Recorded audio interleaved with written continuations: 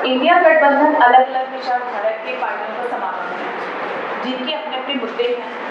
चुनाव के बाद इन्हें एक रखना कितना मुश्किल होगा? हमारे पास पहले के उदाहरण रहे हैं 77 और 89 और 2004 में भी हम लोगों ने गठबंधन में कांग्रेस पार्टी के नेतृत्व में सरकारें बनी थी, जिसमें सबका सहयोग था। कम्युनिस्ट पार्टी भी थी, समाजवादी पार्टी भी थी। तो ये बड़ा विषय नहीं है। आज बड़ा विषय देश को बचाने का है, संविधान को बचाने का है। और जो नीति और कार्यक्रम है, अगर आप उठाकर देखें, जो कांग्रेस पार्टी ने जो घोषणा पत्र, जो गारंटी जो राहुल गांधी जी ने दी है, या समाजवादी पार्टी जी के अखिलेश यादव जी ने जो घोषणा पत्र जारी किया है, सबके कार्यक्रम और नीतियां लगभग एक जैसे हैं, बहुत कम विरोधाभास है। तो आज विषय 2004 के बाद 14 तक जो सरकारें चली, उसके कार्यकाल की अगर आज हम समीक्षा करें तो बेहतर रूप में 14 से 24 और 4 से 14, तो बेहतर रूप में 4 से 14 का कार्यकाल रहा। और मेरा सिर्फ इतना ही कहना है कि जब हम लोग सरकार बनाने की स्थिति में रहेंगे, सरकार बनेगी, तो निश्चित तौर से, क्योंकि जितने भी दल हैं उनकी मूल भावना एक है, मूल भावना है संविधान को बचाने की। और मूल भावना के तहत जो भी हम लोग कार्यक्रम लेकर आए हैं वो मिलते जुलते कार्यक्रम है, और कोई दिक्कत, हमको कोई परेशानी नहीं होने वाली है सरकार चलाने में और सरकार बनाने में।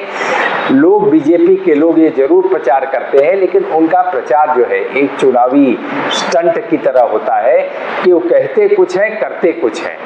उनकी कथनी और करनी में फर्क होता है। हमारे यहाँ कोई विरोधाभास नहीं है, सब लोग मिलजुल करके एक होकर इस चुनाव को लड़ रहे हैं।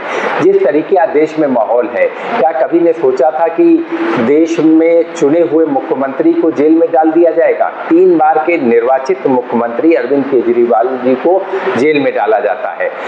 अनुसूचित जनजाति के मुख्यमंत्री हेमंत सोरेन जी को जो है दागदार बनाकर जेल में डाला जाता है। निश्चित तौर से ये संदेश दिया जाता है कि अगर आप हमारे साथ नहीं हैं, आप हमारे विरोध में हैं, तो आप जो है कहीं ना कहीं जो है भ्रष्ट हैं। जबकि हेमंत बिस्वा शर्मा पर हमने नहीं, प्रधानमंत्री जी ने आरोप लगाए थे कि सबसे बड़े घोटाले के आरोपी हैं, लेकिन जब उनकी वॉशिंग मशीन में धुल जाते हैं तो ईमानदार हो जाते हैं।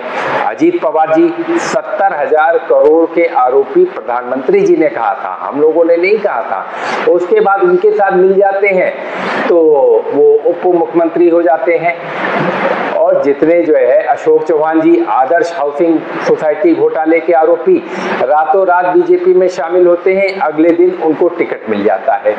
तो बीजेपी के लोग ऐसा झूठा प्रपंच करते हैं कि विरोधाभास इन दलों में है, लेकिन हमने आपसे जैसे कहा, हमारी विचारधारा एक है, हमारी नीति और कार्यक्रम एक है, और हमारा विश्वास एक है कि हम संविधान को बचाने के लिए निकले हैं और किसी भी कीमत पर बीजेपी को जीतने नहीं देंगे।